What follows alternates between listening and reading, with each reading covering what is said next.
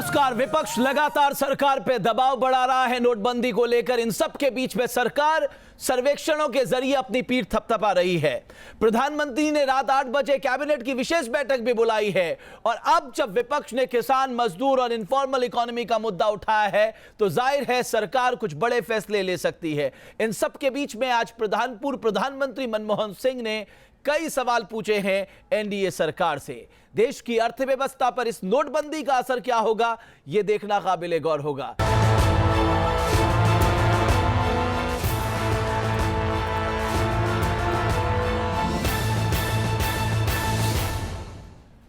प्रधानमंत्री नरेंद्र मोदी आज रात 8 बजे कैबिनेट की विशेष बैठक बुला रहे हैं। माना जा रहा है कि प्रधानमंत्री अपने खास सहयोगियों के साथ नोटबंदी के तमाम पहलुओं पर चर्चा कर सकते हैं। इसके नफा नुकसान पर गौर फरमाया जा सकता है। इस बीच पुराने नोटों का हश्र क्या होगा, इसको लेकर भी कयासों का दौर जारी है।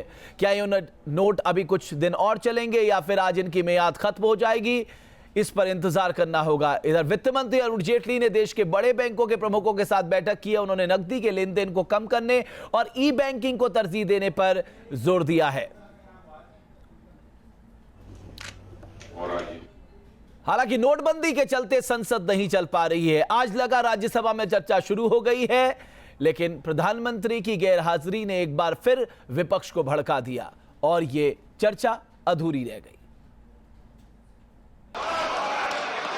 काफी हील हुज्जत के बाद पीएम राज्यसभा पहुंचे तो लगा चलो गतिरोध टूटा, बवाल थमा और अब संसद के मंथन से लोगों के लिए राहत का अमृत निकलेगा। लेकिन लंच के बाद पीएम नहीं लौटे तो बात घूम फिर कर बवाल तक सिमट गई।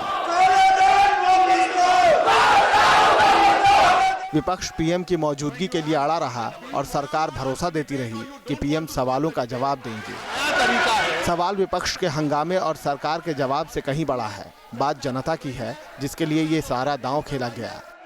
हाँ, सियासत का नजरिया अपने अपने नफे नुकसान के हिसाब से इसे तोल रहा है, इसलिए आरोप प्रत्यारोप का दौर जारी है।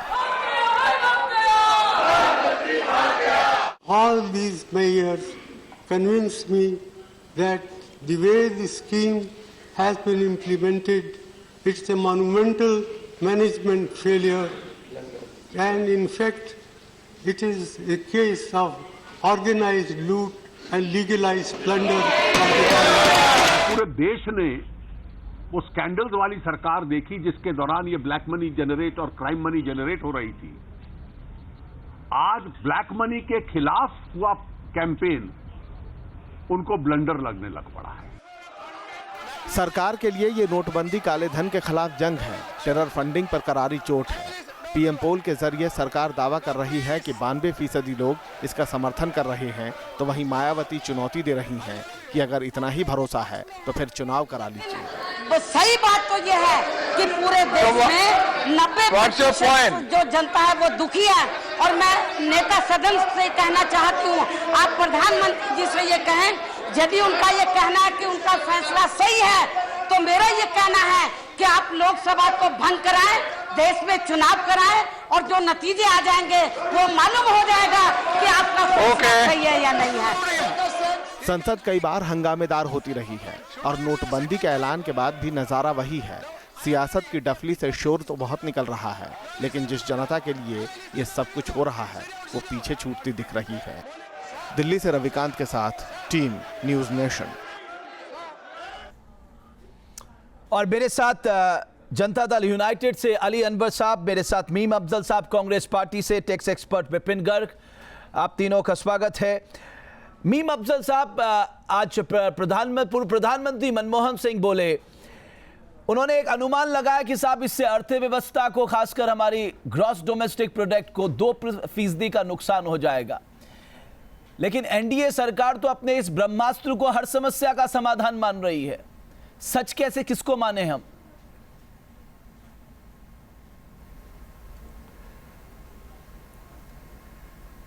देखिए, मैं सिर्फ एक छोटा सा पॉइंट, मैं बहुत बड़ा इकोनॉमिस्ट तो नहीं हूँ, लेकिन एक आम साधारण आदमी के तौर पर अगर मैं देखूँ तो जो बताया जा रहा 3 से 4 लाख करोड़ रुपया जो ब्लैक मनी है वो अपनी मौत आप मर जाएगा, यानी बाहर नहीं आएगा। बाकी जो पैसा बैंकों में आ रहा है वो आम लोगों का पैसा है। इसमें अंबानी का पैसा नहीं है, अडानी का पैसा नहीं है, किसी सरमाएदार का पैसा नहीं है। भारतीय जनता पार्टी का कोई लीडर लाइन में लगा हुआ नहीं दिखाई दे रहा है, और वैसे भी नहीं लग सकते जो लोगों में आक्रोश है। मैं सिर्फ इतना कहना चाहता हूँ कि ये तो 3-4 लाख करोड़ जो बताया जा रहा है वो ब्लैक मनी आएगी, जनरेट होगी। हम बहुत खुश हैं इस बात से कि जो भी हो बहुत अच्छे, लेकिन अभी देश के अंदर जो 15 दिन में नुकसान हुआ है, एक दुकान पर ग्राहक नहीं है, कोई सेल नहीं है, सब्जियां सड़ रही हैं, फल सड़ रहे हैं, काटने वाले नहीं हैं, लेबर जो है वो छोड़ के जा रही है। 15,000 लेबर 3 दिन पहले उत्तरांचल से उत्तर प्रदेश और बिहार को कूच कर गई, इसलिए कि उनके पास पैसे नहीं है जी, काम करवाने वालों के लिए पास पैसे नहीं है, मजदूर बगैर काम के कैसे रहे। मैं मान सकता हूं अनएम्प्लॉयमेंट इसकी वजह से हो रहा है। बिल्कुल, एक इनफॉर्मल इकोनॉमी के लिए मिसाल आपको दे रहा हूं। हाँ। पिछले 8 दिन में मैं कम से कम 10-12 गांव में गया हूं उत्तर प्रदेश के, और लखनऊ के आसपास के इलाकों में गया हूं। लखनऊ की मार्केट में मैं कल घूम रहा था, एक दुकान पर मुझे ग्राहक नजर नहीं आ रहा था।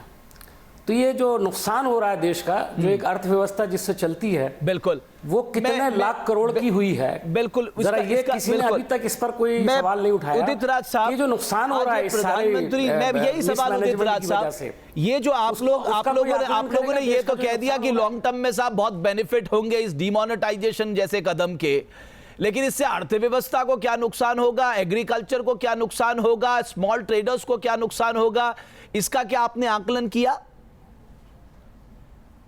देखिए, ऐसा है कि मुश्किलें तो होंगी लोगों की, और यह हम लोग तो कहते भी हैं, लेकिन जो अभी तक कैश मनी कहा जाता है इंडिया को, वो जब तक कि वो सर्कुलेशन में नहीं आता, प्रोडक्शन प्रोसेस में नहीं आता, तो तब तक न केवल आगे की अर्थव्यवस्था को मजबूती से चलाया जा सकता है, भ्रष्टाचार को रोका जा सकता है, टेरर को रोका जा सकता है।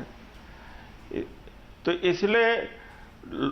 इसलिए ये सिस्टम प्रमोट करेगा डिजिटल का, और एटीएम का, प्लास्टिक का करेगा, और बड़ा आसान है, जैसे मोबाइल बैंकिंग है। नहीं, वो सब तो ठीक है, लेकिन ये देश की तो 80 से 90% इकोनॉमी इनफॉर्मल इकोनॉमी है साहब। और मेरा दूसरा सवाल ये है कि अगर 92% आपको सपोर्ट कर रहे हैं, आपकी पीठ थपथपा रहे हैं, आपके साथ खड़े हैं, ये हर रोज आप फैसले क्यों बदल रहे हैं? फिर आप अड़िग रहिए, क्योंकि जनता तो आनंद में है, आपको ऐसा लग रहा है। बड़ा झूठ नहीं हो सकता। नहीं, ऐसा है कि अनुभव के हिसाब से और व्यवहारिकता के हिसाब से थोड़ा बहुत परिवर्तन किया जा रहा है, लेकिन जो मूल हमारी पॉलिसी है और जो नीति है उसमें कोई परिवर्तन नहीं आया। सुविधाएं जितना अधिक से अधिक दी जाए वही दी जा रही, कोई हमारी नीतियों में परिवर्तन नहीं है। चलिए, आप कह रहे हैं आपकी नीतियों में परिवर्तन नहीं है। अली अनवर साहब, ये जेडीयू थोड़ा मुझे कंफ्यूज लग रही है। शरद यादव मुझे सड़क पे दिखाई देते हैं, विपक्ष के साथ खड़े दिखाई देते हैं, नीतीश कुमार इसे मास्टर स्ट्रोक कह रहे हैं, ऐसा लग रहा है कि जेडीयू बढ़ गया है। देखिए रमेश जी, ऐसी कोई बात नहीं है। हमारे नेता नीतीश कुमार जी ने भी जिस तरह से स्वागत किया कि ये एक अच्छा कदम है, वो सभी लोगों ने, सभी पार्टी ने, कोई ऐसी पार्टी शायद नहीं है, आज भी संसद में जो लोग बोल रहे थे, सब लोगों ने कहा कि हम लोग काला धन बाहर आए इसके पक्ष में है। लेकिन यहीं से लेकिन उसमें लगा हुआ है, जो लोगों को मुसीबत हो रही है, कठिनाई हो रही है, उसको लेकर के सवाल है। सभी पार्टियां मोटा मोटी, एक आध पार्टियों को अपवाद मान लें तो सभी पार्टियां यही कह रही है, इवन कांग्रेस ने भी यही कहा। अच्छा, तो इसमें कोई दो मत नहीं है। इसमें दो। अली अनवर साहब, मैं आपसे बात कहूं, मैं आपसे एक बात कहूं, आप लोग आप सारे राजनीतिक दल पार्लियामेंट में मौजूद हैं, आप सारे लोग हंगामा कर रहे हैं, एक राजनीतिक दल ये बताने को तैयार नहीं है कि साहब हमारे पास ये प्लान बी है, आप ये हमारे सुझाव हैं, आप इसे इंप्लीमेंट करके जनता को राहत दीजिए। आपको जनता की राहत से लेना देना नहीं है, आपको सिर्फ पार्लियामेंट में हंगामा मचाना है। आप में से कितने नेताओं ने सुझाव दिए सरकार को कि साहब हमारे ये सुझाव है, आप इसे इंप्लीमेंट करिए, आम आदमी को राहत मिलेगी? देखिए, आपका तो मीडिया का फोकस जो है वो तो प्राइम मिनिस्टर पर ज्यादा है। अब थोड़ा सा चला है, सभी पार्टियों के नेता सुझाव दे रहे हैं। रमेश जी, सभी पार्टियों के नेता सुझाव दे रहे हैं। अब सुझाव को कोई ग्रहण करने वाला हो तब ना। अब पहले तो आ ही नहीं रहे थे टेबल पर बात करने के लिए। आज भी 1 घंटा के लिए कार्रवाई में ग्रहण लगा के रखा हुआ है। केवल 1 घंटे के बाद फिर भाग गए प्रधानमंत्री जी के ऊपर हमला करना तो है। जिन्होंने कोई एजेंडा नहीं है, नहीं, आपने तो संसद की कार्रवाई में ही ग्रहण लगा दिया। वो ग्रहण करेंगे बात की बात है, लेकिन अभी तो संसद की कार्रवाई में ही ग्रहण लगा हुआ है। मोहम्मद जिम्मेवार प्रधानमंत्री जी हैं। रमेश जी, तुम्ही ने दर्द दिया, तुम ही दवा दोगे। जिस प्रधानमंत्री ने उनके कैबिनेट को कॉन्फिडेंस में नहीं लिया, कहते हैं कि फाइनेंस मिनिस्टर को जानकारी नहीं थी, तो आप आज तो पहली बैठक कर रहे हैं कैबिनेट की। उस दिन सबका मोबाइल वगैरह सब रखवा लिया था, बाहर रखवा लिया था, और जब टीवी पर जाके अनाउंस किए तब जाकर के सब लोगों को रिलीज किया, बंधक बना के रखा था। मोहम्मद शाहिद साहब, एक बात और ये कही जा रही है, ये बेसलेस बातें नोटबंदी पे क्यों कर रहे हैं? मोहम्मद शाहिद साहब, ये बेसलेस बातें नहीं है। मुझे सिर्फ ये जानना है कि अगर सरकार कह रही है कि इसके आने वाले बेनिफिट देश के लोगों के हित में होंगे, तो आपको क्या परेशानी है इस बात की?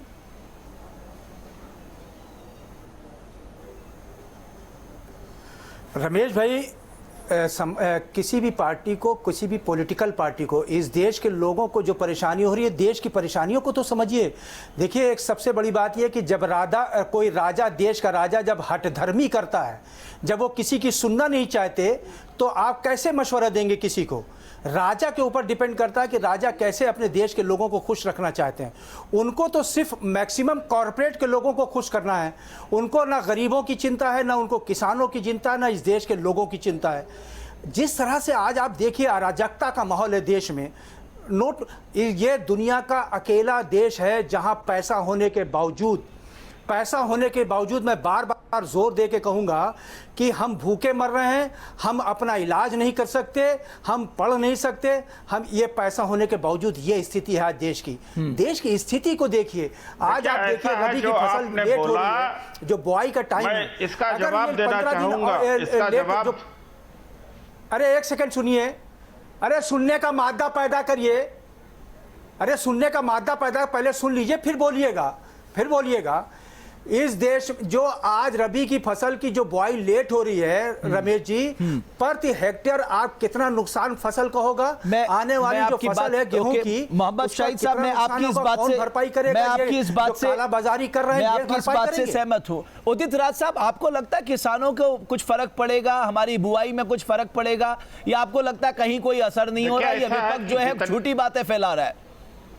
इनको कोई फर्क नहीं पड़ेगा। देखिए, कालाबाजारी कल भी सरकार में हो रही थी, कालाबाजारी आज भी हो रही है। किसानों का बिग बाजार से भी पैसा ले सकते हैं, 21,000 रुपया विड्रा भी कर सकते हैं। किस गांव में बिग बाजार है, मुझे ये बता दीजिए आप। कुछ अरे किसान, उदित राज साहब, किस गांव में बिग बाजार खुला है? किसान कौन सा किसान बिग बाजार चला जाएगा? बिग बाजार इस देश का कॉमन आदमी सपोर्ट कर रहा है। इस देश का अभी जो इन्होंने आरोप लगाया, मुझे यहाँ पर विपिन, इससे पहले मुझे कुछ पलों के लिए रुकना है। मुझे सिर्फ ये बता दीजिए कि ये जो इकोनॉमी में जो गिरावट की बात हो रही है, और वो कोई और नहीं, फॉर्मर प्राइम मिनिस्टर कह रहे हैं मनमोहन सिंह, 2% की गिरावट हो जाएगी, ये तो वर्ल्ड में हमें बड़ा नुकसान हो जाएगा। हम फास्टेस्ट ग्रोइंग इकोनॉमी से बहुत पीछे आ जाएंगे साहब। 2% बहुत होता है। देखिए, 2% और 1% का आंकड़ा तो आज कुछ कहना कठिन है, लेकिन फ़र्क इतना तो पड़ेगा ही, क्योंकि आज जब हमारी इनफॉर्मल इकोनॉमी बहुत ज़्यादा है, उस इनफॉर्मल इकोनॉमी में जो बिजनेस रुका हुआ है, क्योंकि फ्लो ऑफ करेंसी नहीं है, उसका खामियाजा तो कुछ ना कुछ इकोनॉमी पे आएगा। और वो ऐसा लगता है कि ये वाला जो वित्त वर्ष है, जो मार्च 17 में पूरा होगा, 16-17 अब बचे हुए 4-5 महीनों में ये मंदी का दौर इनफॉर्मल सेक्टर में रहेगा। मीम अफजल साहब, वित्त मंत्री ने कहा है कि 2004 से 2014 के बीच में सबसे ज्यादा ब्लैक मनी जनरेट हुई है, इसलिए आपको नैतिकता के आधार पर इस विषय पर बोलना ही नहीं चाहिए।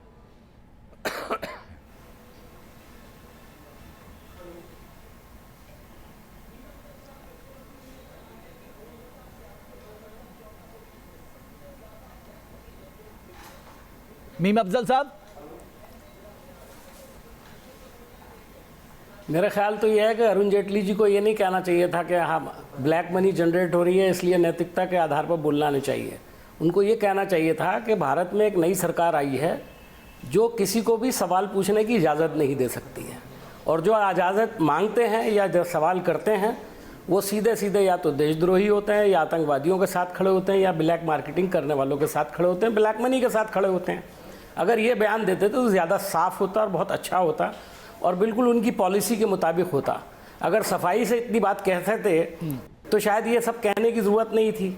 चूँकि वो ये इम्प्रेशन दे रहे हैं कि ब्लैक मनी हमारे ज़माने में जनरेट हुई, वो देश में ये इम्प्रेशन दे रहे हैं कि हम ही हैं जो हर फसाद की जड़ हैं, इस देश की हालत बर्बाद करने में हमारा बहुत बड़ा रोल है। 1947 में सुई नहीं बनती थी इस देश के अंदर, आज हवाई जहाज बनता है। वो उनकी बात है, योगदान गए, हम एक न्यूक्लियर पावर हो गए। बिल्कुल। और कैसे लोग मुंह ढिठाई करके और मुंह फाड़ करके ये बात बोलते हैं कि हमने देश को लूटा है। बिल्कुल, मैं क्षमा चाहता हूं मीम अफजल साहब, मेरे पास समय समाप्त हो गया है। जब तुमने सबसे ज्यादा पैसा, बहरहाल मुद्दा ये होना चाहिए कि संसद में जो चर्चा हो उससे ये निकल कर आना चाहिए, अगर वाकई विपक्षी पार्टियां सोचती है कि आम आदमी को सबसे ज्यादा परेशानी हो रही है तो कुछ ऐसे सुझाव लेकर आए जिसे सरकार अमली जामा पहनाए ताकि आम आदमी को राहत मिल सके, ना कि संसद में संग्राम होता रहे।